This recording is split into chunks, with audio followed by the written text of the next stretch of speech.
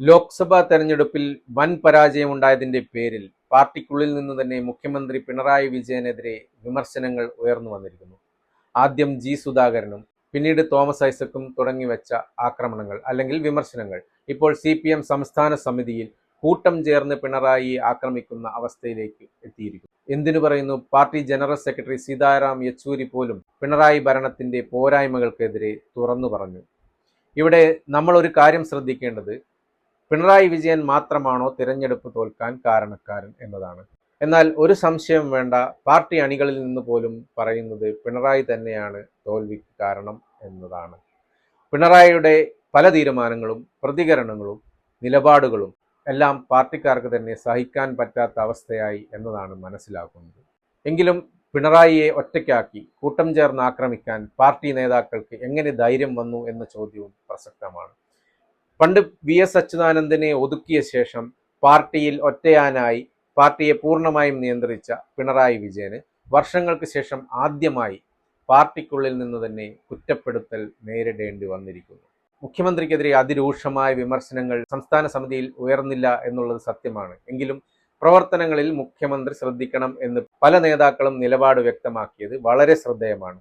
ഈ പോക്ക് പോയാൽ പാർട്ടിക്ക് കൂടുതൽ ദോഷം ചെയ്യുമെന്ന് മനസ്സിലാക്കിയിരിക്കുന്നു. അതുകൊണ്ടാവും തെരഞ്ഞെടുപ്പ് തോറ്റ ഉടൻ തന്നെ എടുത്ത നിലപാടിൽ നിന്ന് മാറി ഗോവിന്ദൻ മാസ്റ്റർ തന്നെ വളരെ നന്നായി തോറ്റു, അതിനെക്കുറിച്ച് കൃത്യമായി പഠിക്കുമെന്ന് പറഞ്ഞത്. ആ പഠിച്ചതിന്റെ റിപ്പോർട്ടാണ് ഇപ്പോൾ സംസ്ഥാന സമിതിയിൽ അവതരിപ്പിച്ചിരിക്കുന്നത്. ഭരണവിരുദ്ധ വികാരം ഉണ്ടെന്ന യാഥാർത്ഥ്യം മനസ്സിലാക്കിയാണ് ഇപ്പോൾ സംസ്ഥാന നേതാക്കൾ മാത്രമല്ല സീതാറാം യെച്ചൂരി പോലും തുറന്നു പറയുന്ന അവസ്ഥയിലേക്ക് വന്നത്. ഈ കൂട്ടം ചേർന്നുള്ള ആക്രമണത്തിനെതിരെ പിണറായി വിജയൻ മറുപടി എന്തു പറയും എന്നുള്ളതാണ് ഇപ്പോൾ ജനങ്ങൾ ഉറ്റുനോക്കുന്നത്. പഴയ പോലെ വിമർശനങ്ങളെ അവഗണിക്കുന്ന നിലപാട് തന്നെയാകുമോ പിണറായി സ്വീകരിക്കുക എന്നതും കണ്ടറിയേണ്ടതാണ്. കാരണം നിലപാടുകളിൽ നിന്ന് വ്യതിചലിക്കാൻ അദ്ദേഹത്തിന് സാധിക്കുമെന്ന് തോന്നുന്നില്ല. മുഖ്യമന്ത്രിയുടെ ശൈലിയാണ് പ്രധാന പ്രശ്നമായത്. ഭരണത്തിലെ വീഴ്ച മാത്രമല്ല, വിമർശിക്കുന്നത് കേൾക്കാനോ അംഗീകരിക്കാനോ തയ്യാറാകുന്നില്ല. വാക്കുകൾ പലതും വിനയായി വന്നു. മുഖ്യമന്ത്രിയുടെ സമീപനത്തിൽ മാറ്റം വരുത്തേണ്ടതുണ്ടെന്ന് പലരും നേരത്തെ പറഞ്ഞിരുന്നു. എന്നാൽ അതെല്ലാം അവഗണിച്ചു.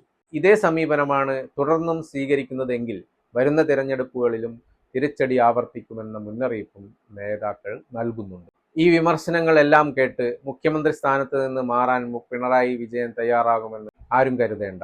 ഭരണമില്ലെങ്കിൽ പിണറായിക്കെതിരെ തിരിയാൻ ഒരുങ്ങിയിരിക്കുകയാണ് കേന്ദ്ര സർക്കാർ. കേസുകൾ എല്ലാം വീണ്ടും ഉയർന്നു വന്നേക്കാം. എന്തായാലും ഇപ്പോഴത്തെ അവസ്ഥയിൽ പിണറായി തനിച്ചാക്കാൻ പാർട്ടി തയ്യാറാകില്ലെന്ന് ഉറപ്പാണ്. അതേസമയം മുഖ്യമന്ത്രിയെ തിരുത്താൻ പാർട്ടിക്ക് കഴിയുമോ എന്ന ചോദ്യമാണ് രാഷ്ട്രീയ നിരീക്ഷകർ ഉയർത്തുന്നത്. ഇപ്പോഴുള്ള നിലപാടുകളിൽ മാറ്റം വന്നാൽ മതി എന്നതാണ് കൂടുതൽ നേതാക്കളുടെയും നിഗമനം. സാമ്പത്തിക പ്രതിസന്ധി ഉണ്ടെങ്കിലും ജനങ്ങളെ വിശ്വാസത്തിലെടുക്കാൻ കഴിയുന്ന പ്രവർത്തനങ്ങൾ നടത്തണമെന്നാണ് സംസ്ഥാന സമിതിയിൽ ഉയർന്നു വന്ന പരിഹാരമാർഗം. അല്ലെങ്കിൽ ജനങ്ങൾക്ക് സർക്കാരിനോടും ഇടതുപക്ഷത്തിനോടും ആഭിമുഖ്യം ഉണ്ടാകില്ല. സാമ്പത്തിക പ്രതിസന്ധി ആവർത്തിച്ചുകൊണ്ടേയിരുന്നതുകൊണ്ട് ജനങ്ങളുടെ മനസ്സ് മാറില്ല. ക്ഷേമ പെൻഷൻ കൊടുക്കാൻ കഴിയാത്ത സർക്കാർ നവകേരള സദസ്സ് നടത്തിയത് ജനങ്ങൾക്ക് ഉൾക്കൊള്ളാതെ പോയി. അതുമാത്രമല്ല, സംസ്ഥാന സർക്കാരിൽ നിന്ന് ഒന്നും ലഭിക്കില്ലെന്ന തോന്നൽ ജനങ്ങളിൽ നിൽക്കുമ്പോൾ കേന്ദ്ര സർക്കാരിന്റെ സാമ്പത്തിക അടിയന്തരാവസ്ഥ പറഞ്ഞിട്ട് കാര്യമില്ലെന്നും നേതാക്കൾ ഓർമ്മപ്പെടുത്തുന്നു. ഈഴവ വോട്ടുകളിൽ വിള്ളലുണ്ടാകുന്നത് വളരെ ഗൗരവത്തോടെയാണ് കാണേണ്ടത്. പലയിടങ്ങളിലും ഈഴവ വോട്ടുകൾ ചോർന്നുപോയി എന്നതാണ് മനസ്സിലാകുന്നത്. മുഖ്യമന്ത്രി തിരഞ്ഞെടുപ്പിനിടയിൽ നടത്തിയ വിദേശയാത്രയും വിമർശിക്കപ്പെടും. യാത്ര അനാവശ്യ വിവാദത്തിനിടയാക്കി. മുഖ്യമന്ത്രിയുടെ പ്രതികരണങ്ങൾ പലതും ജനങ്ങൾക്ക് ദഹിക്കുന്നതായിരുന്നില്ല.